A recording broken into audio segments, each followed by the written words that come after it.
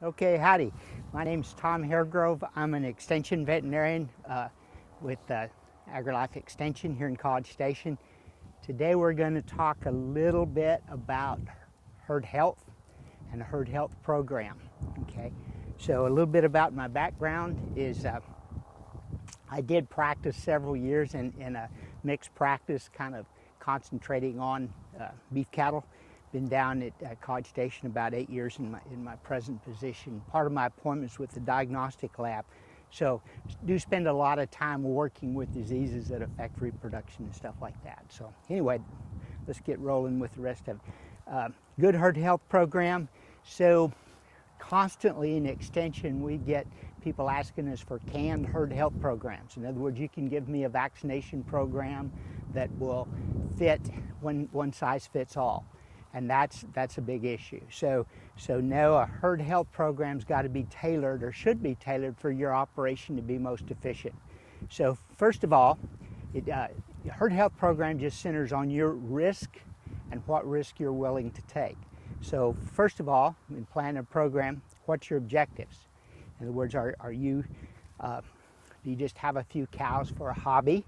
Are you trying to make some money? Are you in a seed stock? Or what's the objective of your practices?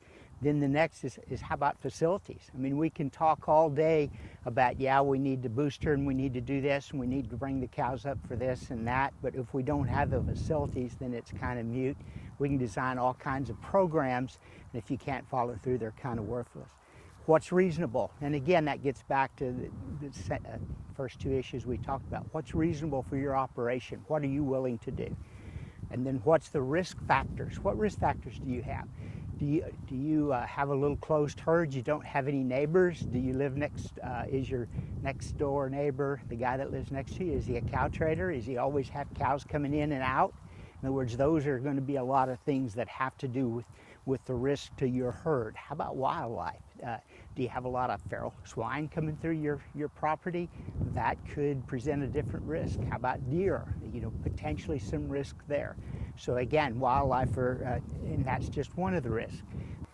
So first of all, let's talk about, we're going to talk about diseases we can control. And so generally we split this into about 2 lectures.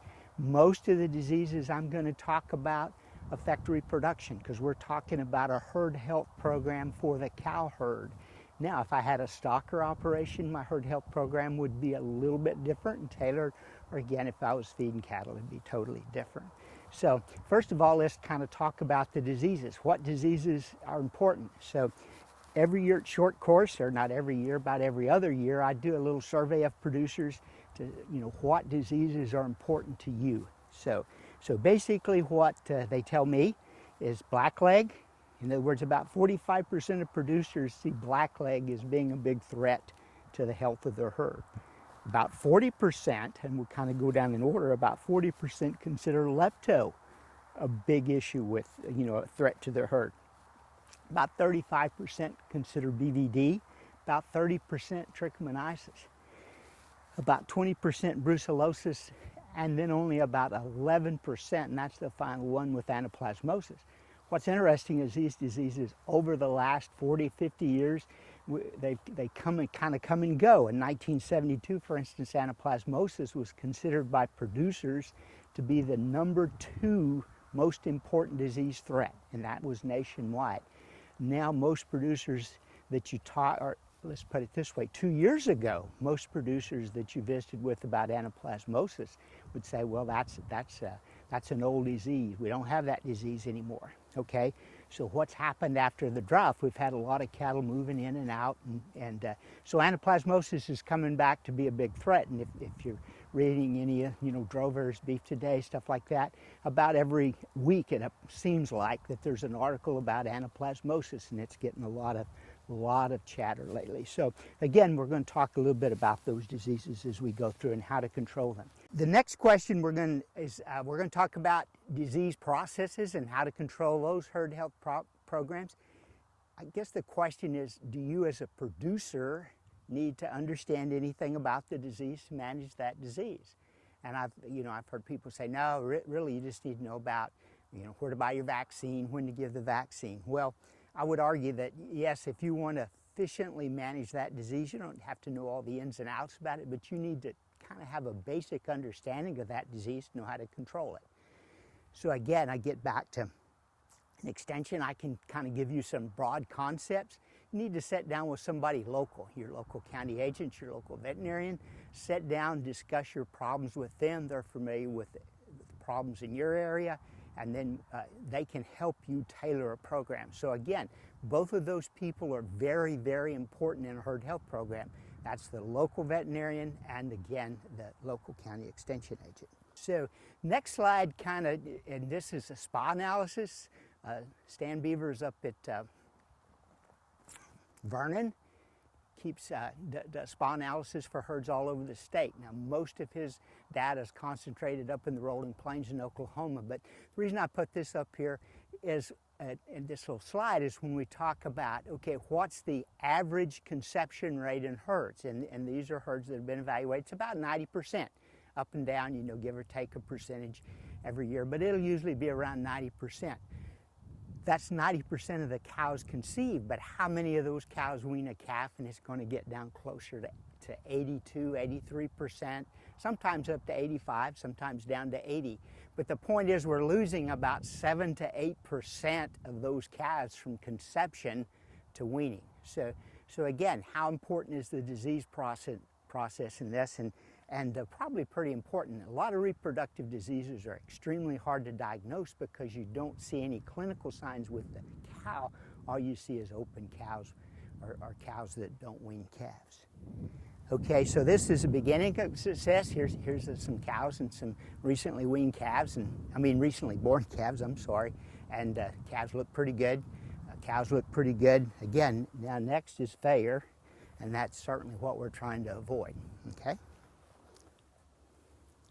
So, we're going to kind of concentrate these lectures, this talk on diseases associated with reproductive loss. So, trichomoniasis, Vibrio, bovine viral diarrhea, leptospirosis, and Neospora are the diseases we'll kind of visit about.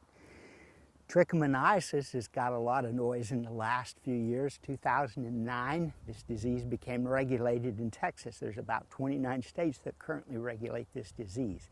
So, trichomoniasis and before the regulations were put in place, you talk to producers around the state. Some producers thought they had a big issue with it. Some producers said it's not in South Texas or it's not in East Texas or whatever.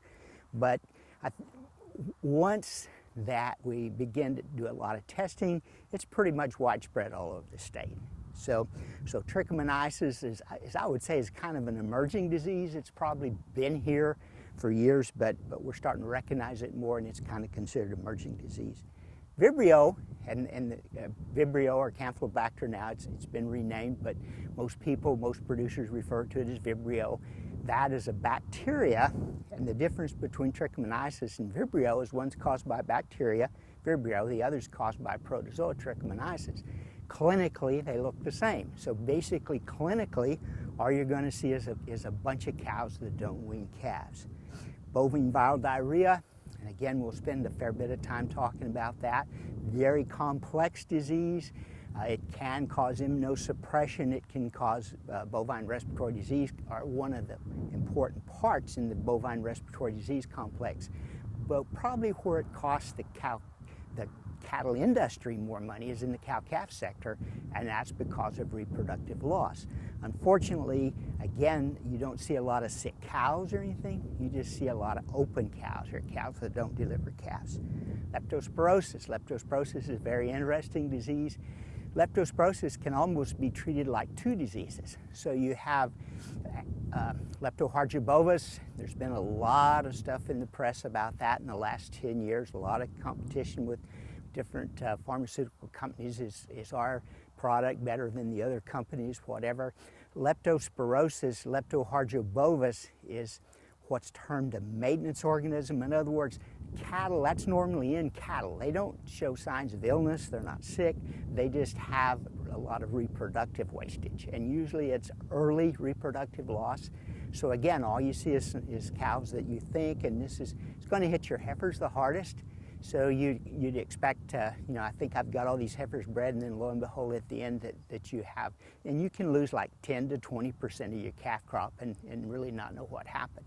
Now, pardon me, getting back with the other side of lepto is what we call incidental lepto, and that would be something like leptopomona.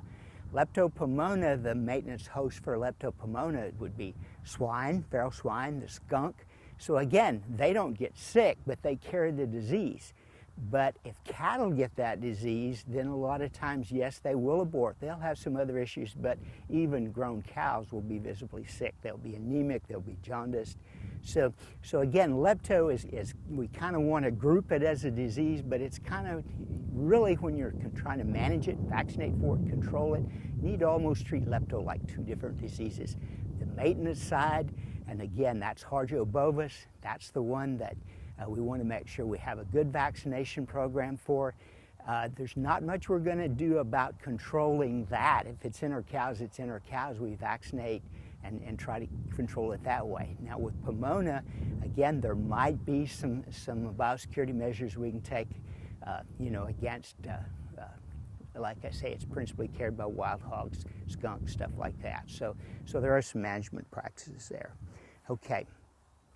And then Neospora. Neospora is considered by many, and there's a lot of published stuff that says that probably causes more reproductive loss than any other organism. Well, it's principally in dairies, and so we have to be very careful. As I talk around the state, a lot of producers will come up after the end of the deal, well, you know, I have Neospora. Neospora has been diagnosed in my herd. You have to be very careful as to how it's diagnosed. If I bleed some cows and they have a blood titer, which means they've had exposure to Neospora, then that doesn't necessarily mean I can blame their current abortions on it. So again, there's a lot more thought goes into diagnosing some of these than we want to talk about. But those are the diseases we're going to talk about today.